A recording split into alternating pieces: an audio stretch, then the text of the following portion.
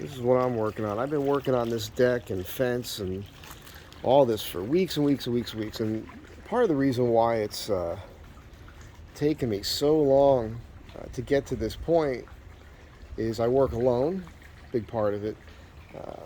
And there's a lot of framing involved with this, and I had to get that material and load it up on the van and get it here and unload it.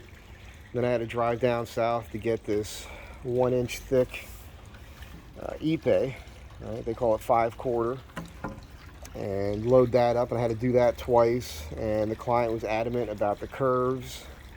And something I point out to all my clients is curves cost money in all aspects of life. But it's almost pretty much getting ready to be finished here.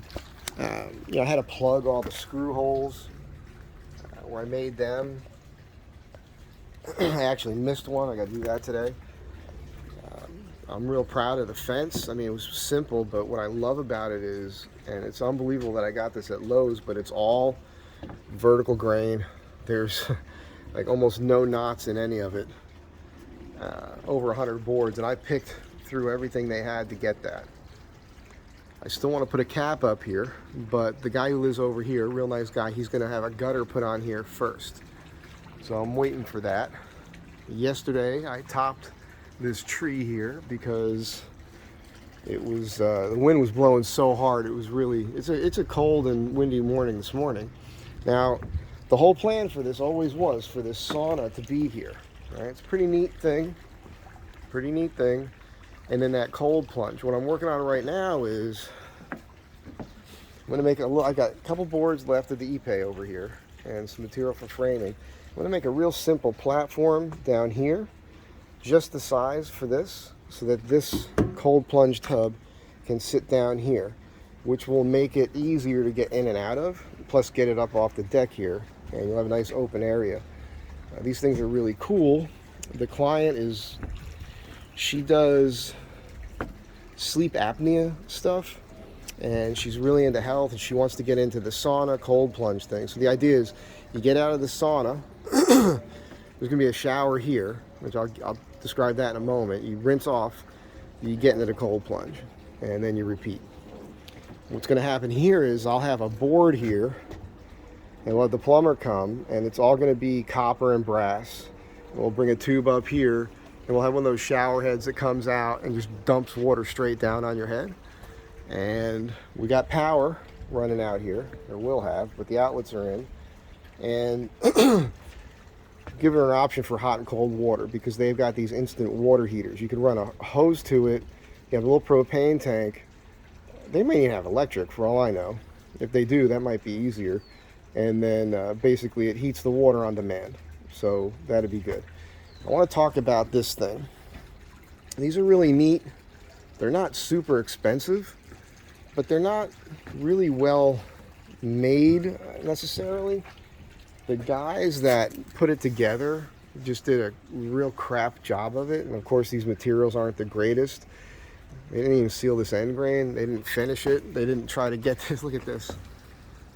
I mean, I'm popping all these off. I'm redoing this. I'm not taking this whole thing apart, but this is the thing that just makes me crazy.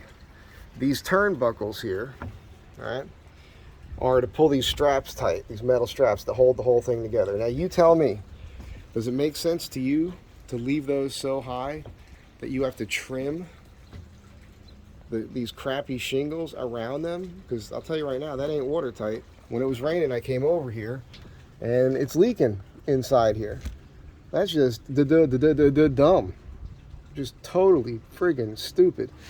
I'm so aggravated by it.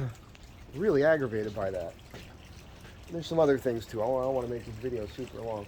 I'm going to pop all that off.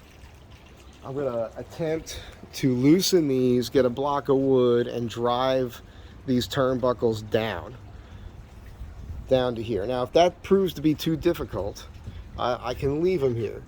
But that's going to be my first thing to do. And then my goal here is I'm going to I'll make some spacers, first of all, this whole structure is going to get stained. I'm going to do a good stain on it.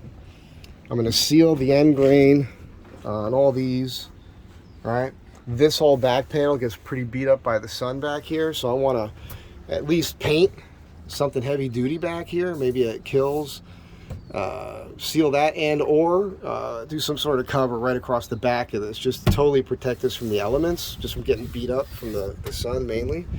I like this little spot back here, like if there's a party happening at the house, you come back here and, you know, whatever you want, nobody knows you're doing it. This was something I salvaged. You know, she was adamant about keeping this plant here, and it's blooming right now, and I put these blocks in to kind of hold it in place there, and we can get through here. So they didn't have enough shingles to finish this job. I like that neat trim job they did on those. They're supposed to come by possibly when I'm here, and if they do, I'm going to point out to them that they're not actually good at this. I'm that guy.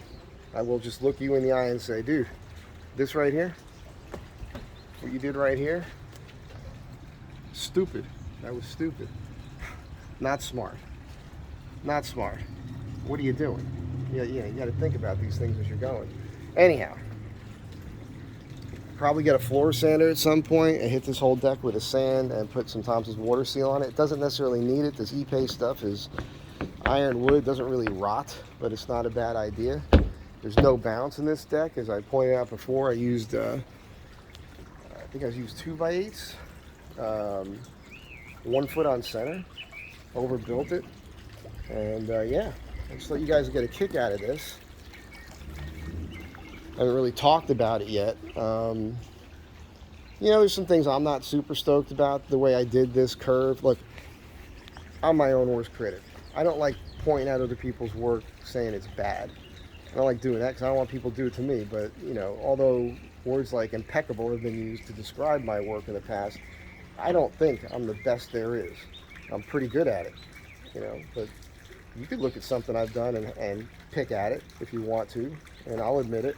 Sure, there's certain things that just happen. You know, wood is a natural product. There's usually problems with it. I do have to skirt the bottom of this, flanking the stairs here, that gap. She doesn't want that there because balls from the dog roll under there. So I've got these little scraps over here. My plan is to mimic the fence underneath here. And these gaps, just to make that look super cool. I'm going to work on that today as well. So anyhow, just thought you guys would dig on that. And Mike Z Design custom work. I will tell you this. The plan for this sauna roof is I'm going to probably get sheet metal. I could use the corrugated maybe. I'm not sure what I'm going to do material wise. I might give her a couple options. I'm not going to put it directly over this. This, like I said, I think I'm going to pull all this off. And then I'll make little wood blocks. And I'll probably start from, let's say those things are 20 inches wide. I don't know. Maybe I can get 2 foot wide pieces.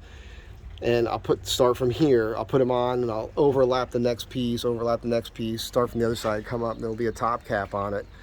But I want to pad it up off of the wood, again, after this gets stained. So there's an airflow of space underneath the sheet metal I'm putting up. So the idea there is that this thing here can breathe, that wood can expand and contract, and it'll make it last longer. It's just a smarter way to do things. I'm always trying to figure out a better way to do it. These things are not designed and built to last forever, but I'm going to do some things to preserve it for, you know, to make it last as long as possible, as it can, based on the materials that were used to construct it in the first place. Thanks for being here. Come back again. Be good to one another. I'll catch you guys in the next one.